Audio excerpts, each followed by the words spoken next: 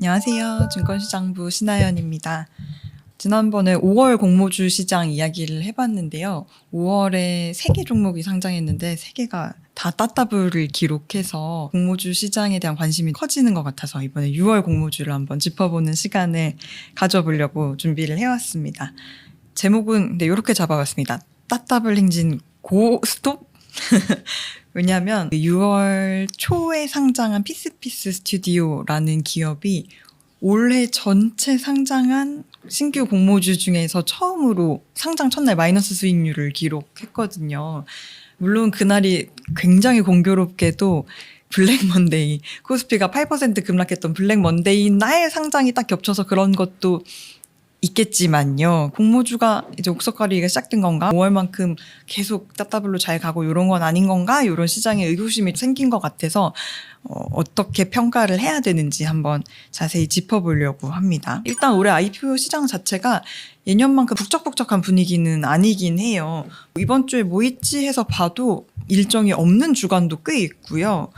공모 규모 자체도 위축이 많이 됐습니다. 올해 5월 달만 보면 IPO 공모 금액이 총 해서 775억 원이었는데요. 과거 99년부터 작년까지 비교한 수치나 아니면 최근 5년 요렇게랑 비교해도 낮은 수치긴 하더라고요. 10분의 1 수준으로. 근데 또 상장 첫날 주가만 보면 또 너무 차가운 시장이다 이렇게 보기가 어려운 게 지난달에 폴레드, 코스모로보틱스, 마키나락스 이런 종목들이 어쨌거나 상장 첫날 공모가 대비 4배씩 상승을 했다는 건 시장에 대한 관심이 없는 건 아닌 것 같은데도 이런 분위기인 것 같거든요. 제 생각에는 올해 작년 말부터 코스피가 너무 이렇게 수직 상승하면서 그러면서 상대적으로 수급이 몰리다 보니 공모주에 도전하는 기업 자체가 줄어든 영향이 있을 것 같아요. 아무튼 이 흐름이 6월 들어서 한번 꺾이면서 옥석가리가 될 수도 있다 이런 우려감을 가지고 한번 3개 종목을 살펴보도록 하겠습니다. 이 따따블 행진이 계속 될 수 있을지. 오늘 살펴볼 종목은 그래서 저스텍, 스트라드비전, 매드업 이렇게 3종목인데요. 제일 먼저 저스텍에 대해서 말씀드릴게요. 요거는 청약이 오늘까지 진행이 돼서 영상이 나갈 때쯤엔 청약은 끝났을 건데요.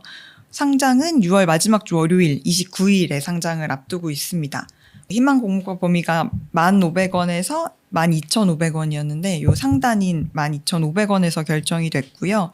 공모 주식수가 160만 주 200억 원 공모를 합니다. 대표 주관사 삼성증권이고요. 수요 예측 결과도 괜찮았어요. 기관 경쟁률이 1294.99대 1 이렇게 나왔고요. 기관 투자자가 어떻게 가격을 신청했나 요 표를 보시면 대부분이 밴드 상단에 몰렸고 일부 상단 초과 가격도 제시를 했습니다. 그래서 공모가가 밴드 최상단으로 확정이 된 거죠. 뭐 하는 회사냐? 핵심 키워드는 초정밀 모션 시스템인데요.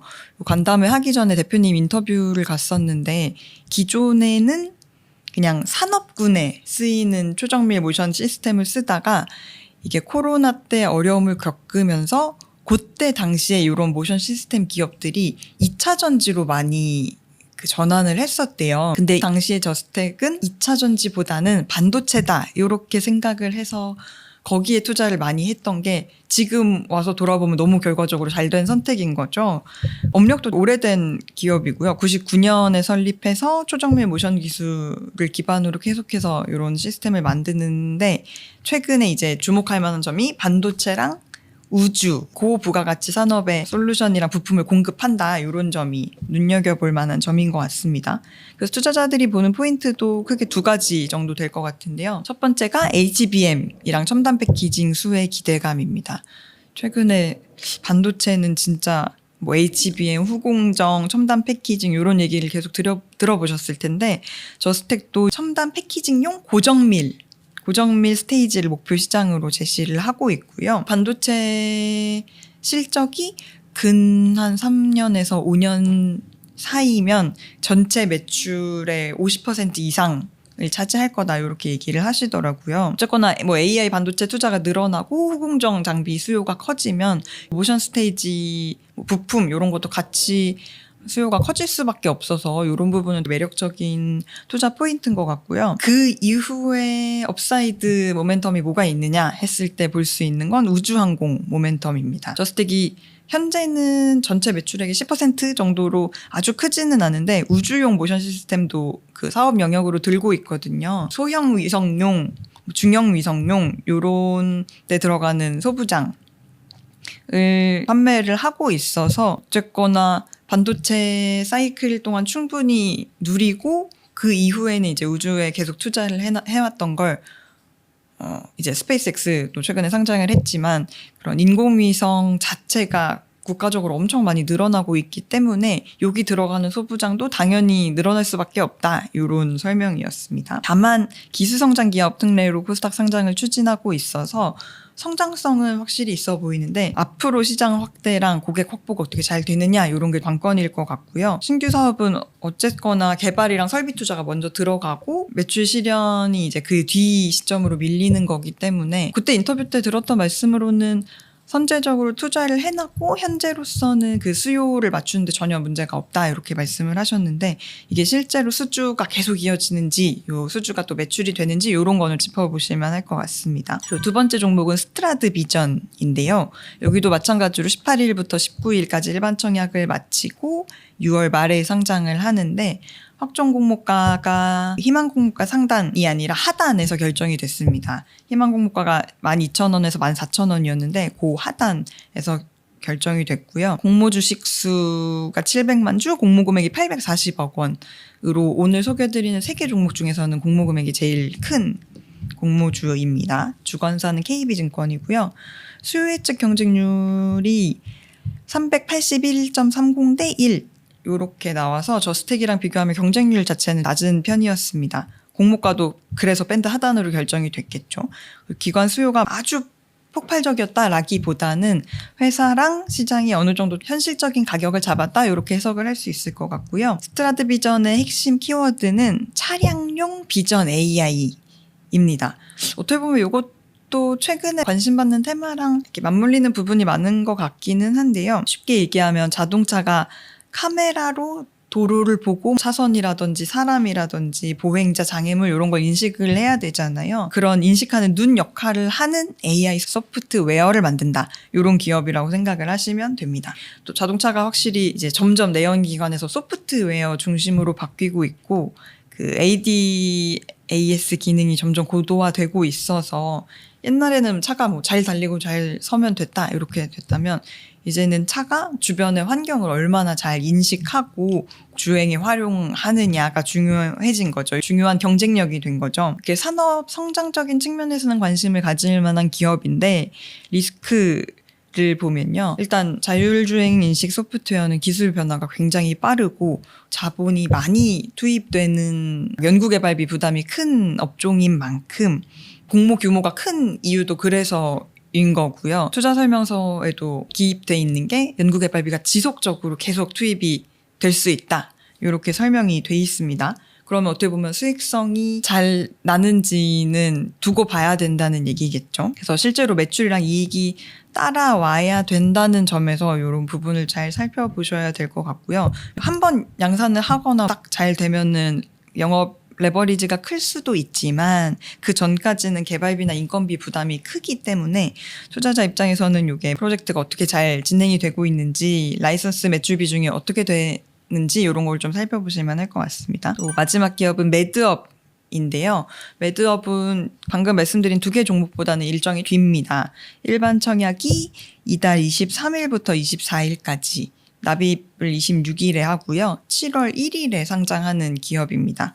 공모 주식 수는 200만 주, 희망 공모가는 아직 결정이 안 됐는데 7,000원에서 8,000원 이 밴드고요. 공모 금액은 희망 공모가 밴드 상단 기준으로 했을 때 160억 원입니다. 대표 주관사 미래에셋증권이고요. 매드업은 AI 기반 디지털 마케팅 기업이라고 생각을 하시면 될 것 같은데 기존에는 광고 마케팅을 주업으로 하다가 예전부터 계속 최근 몇 년간 AI에 투자를 해서 대표님이 개발자 출신이시라고 해요. 광고 마케터 출신이 아니라 개발자 출신이어서 업에 들어오면서부터 그렇게 생각을 하셨대요. 아니 이렇게 사람이 품을 많이 들이고 하는 일을 왜 일일이 하고 있을까? 이거를 기계가 하면 되지?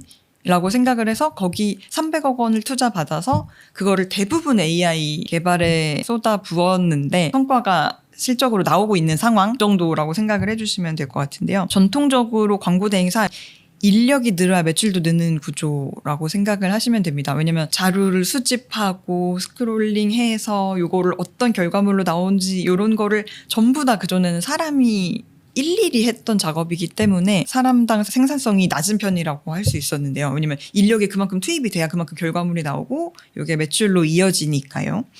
캠페인을 보고 광고 소재를 만들고 데이터 분석하고 리포트 만들고 모든 전 작업을 AI가 할 수 있는 솔루션을 만들었다고 합니다. 레버 엑스퍼트라고 하는 솔루션인데 요거를 개발해서 요게 성과가 실적으로 나오고 있는 거고요.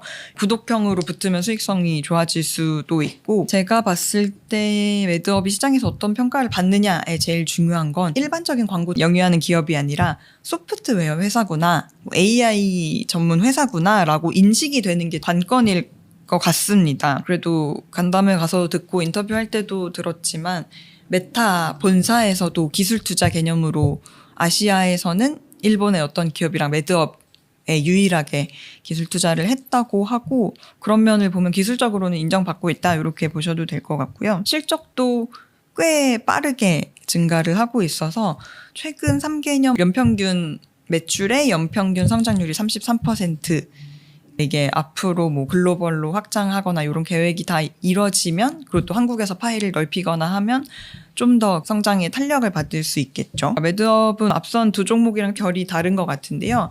저스택은 뭐 반도체랑 우주항공 장비 부품, 반도체랑 우주항공의 소부장 이런 기업인 거고 스트라드 비전은 자율주행 비전 AI 이런 스토리로 이해를 할 수 있다면 매드업은 광고 대행으로도 이미 돈을 벌고 있고 위에 AI 솔루션을 얻는다 생각을 해주시면 될 것 같아요. 그래서 이 솔루션 사업이 정말 독립적인 사업으로 커질 수 있느냐, 성장축이 확실히 될 수 있느냐 이런 부분이 관건일 것 같고요. 해외 진출 얘기도 간담회 때 많이 하셨는데 최근에 K 소비재, 뭐 K 화장품이라든지 미용 기기라든지 아니면 식품이라든지 이런 부분이 해외에서 각광을 받고 있는데 이미 한국에서 굵직한 그 광고주들이랑 작업을 많이 하고 있으니 올리브영이라든지 삼성전자라든지 이런 기업들이 해외 진출하는 파트너로 같이 나가서 한국 기업의 해외 진출을 돕고 해외 현지에서도 광고주들을